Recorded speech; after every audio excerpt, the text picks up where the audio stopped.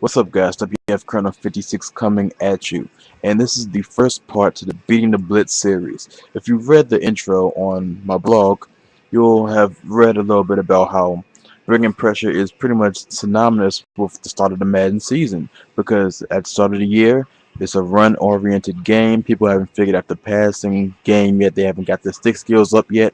So you're going to be seeing a whole lot of blitzes to help people in their run defense, because that's usually how things go early in the year. In blitzing, also to stop the run, you also have a higher chance of stopping the pass with that blitz. It's going to be a whole lot of quick pressure, so you have to be ready for it. And with this first part of the Beating the Blitz series, I want to talk about a very key element in Beating the Blitz, and it's the HB, well, not the HB screen, but just screens in general. It can be a wide receiver screen or an HB slip screen. I'm calling this out of my gun wide trips HB weak formation, but it can be done from any formation that has a screen in it.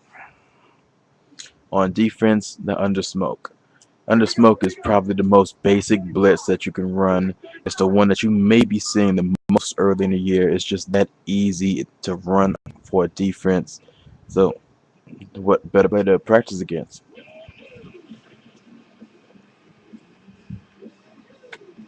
I'm just gonna run this screen just straight up.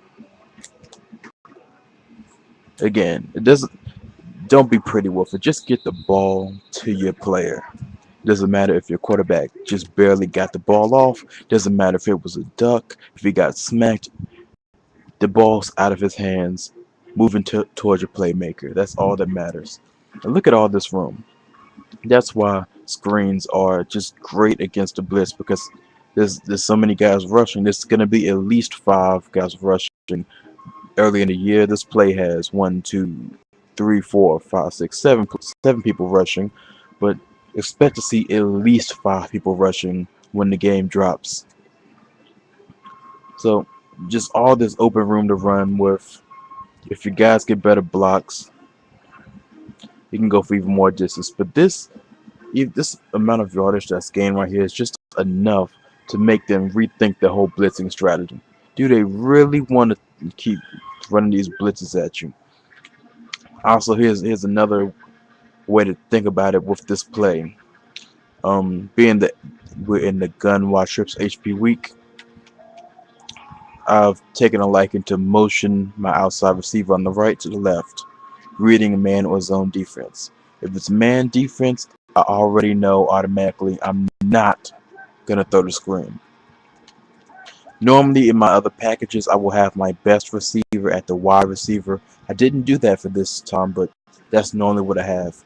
But if it's man coverage, no matter how he's being covered, in this play he's being covered very loosely by the safety. And this also isn't my best guy, but that out route is a quick and easy throw to make the majority of the time when you're facing man coverage.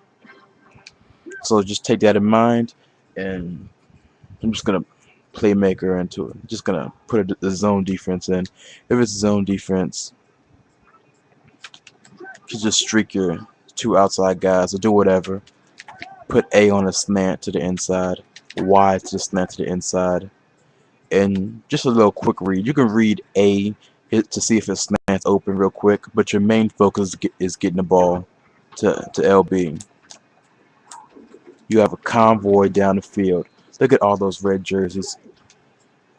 So screens are a good way to beat the blitz, and if you optimize your screens with motion and reading man and zone defense, it can also just devastate a defense for big yards. So just take that, guys. WFColonel 56, and that is part 1 of many of the Beating the Blitz series.